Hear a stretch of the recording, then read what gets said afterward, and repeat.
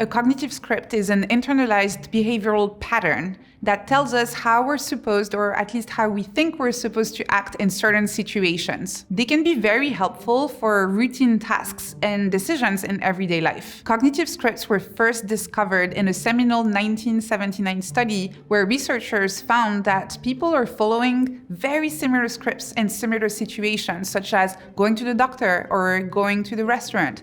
And since then, they have found those cognitive scripts in all areas of your life. For routine, everyday decisions, cognitive scripts are actually very practical and useful. For example, you know that when you're going to go to the doctor, you're supposed to wait in the waiting room, and then someone is going to call your name, and then you're going to go in the doctor's office, and this is where you're going to start telling them about whatever the issue is, right? And you know in which order you're supposed to do all of those different actions.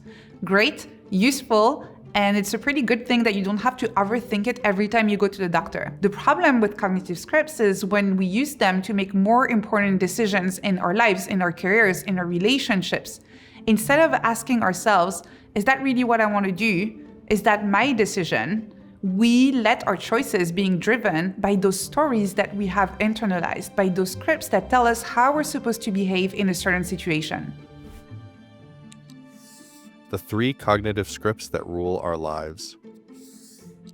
One of these scripts is the sequel script. That's the script where we feel like we've always behaved in a certain way, so we're going to keep on behaving in the same way. We feel like the narrative needs to make sense. This is the script that makes people choose careers that are aligned with whatever they studied at university. That is the script that makes people keep on dating the same kind of people they've been dating before.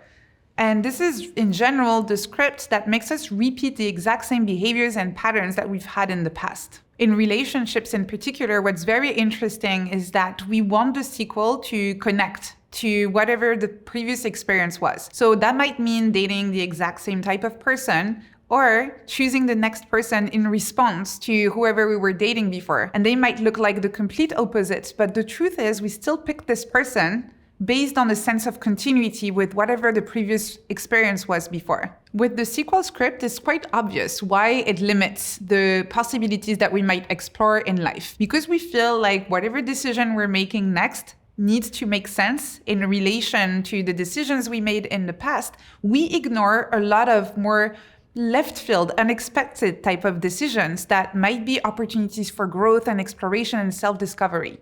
Another cognitive script that rules our life is the Crowdpleaser Script.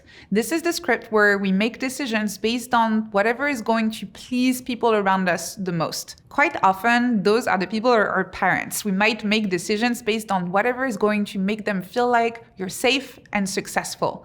But the audience for the Crowdpleaser Script can also be your friends, can be your partner, can be your colleagues. And what you don't realize when you follow the Crowdpleaser Script is that you're not making decisions based on what you want and what would make you happy, but based on what will make others around you happy. Finally, there's the epic script. And this one is very insidious because it's actually celebrated in our society. It's the script that says that whatever you do, it needs to be big. It needs to be very ambitious. It needs to be impactful.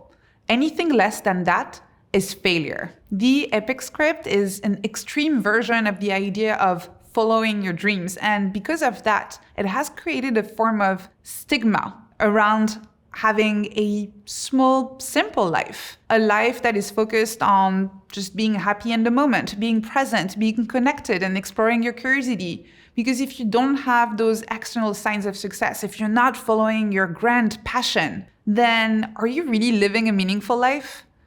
This is the anxiety-inducing question that is created by the epic script. When you think about it, this is a very myopic definition of success, where we try to put all of our eggs in the same basket. We choose this one thing and we say, if I succeed to this, then I'm successful in life. The problem with this is that if we fail at this particular project, this particular goal, we feel like we have failed at life entirely. And the other problem with putting all of our eggs in the same basket is that then sometimes the basket just becomes too heavy and we drop it all together. Our modern, hyper-connected online world has made the epic script unfortunately very, very popular with people. We have become overly obsessed with finding our purpose. Mentions in books of the phrase "find your purpose" have surged 700% in the past 2 decades only. We see all of those stories of success, of people who have found their passion and who are very happy as a result of this. We see the entrepreneur that followed their passion and was very successful. But we don't see all of the thousands of other ones that have tried the exact same thing and failed. This is called survivorship bias. And it's very unfortunate how nowadays we are basing all of our decisions and even our self-worth based on that incomplete information. Once you have identified the cognitive scripts that rule your life, you can actually break free from them. And it really starts by seeing them as stories we tell ourselves, rather than truths that we need to follow blindly. A really good way to do this is to stop for a second every time you hear yourself saying, "I should do this." This word "should" is actually a really good signal that there might be a cognitive script at play somewhere here. And once you've identified the places in your life and the situations in your life where you're using that word "should," you can then decide to replace that word with another word, "might." What might I want to do instead of what should I do? What might I want to explore? What might I want to experiment with? If you want to start writing your own scripts in life, there are 3 questions that you can ask yourself while designing your next experiment. The first one is, am I following my past or discovering my path? The second one is, am I following the crowd or am I discovering my tribe? And then finally, am I following my passion or am I discovering my curiosity? Those 3 questions together allow you to embrace the liminal space we're all in, to make friends with uncertainty, to start experimenting more, and very importantly, to deal with those 3 powerful cognitive scripts that underlie a lot of our decisions on an unconscious level. Want to support the channel? Join the Big Think members community where you get access to videos early, ad-free.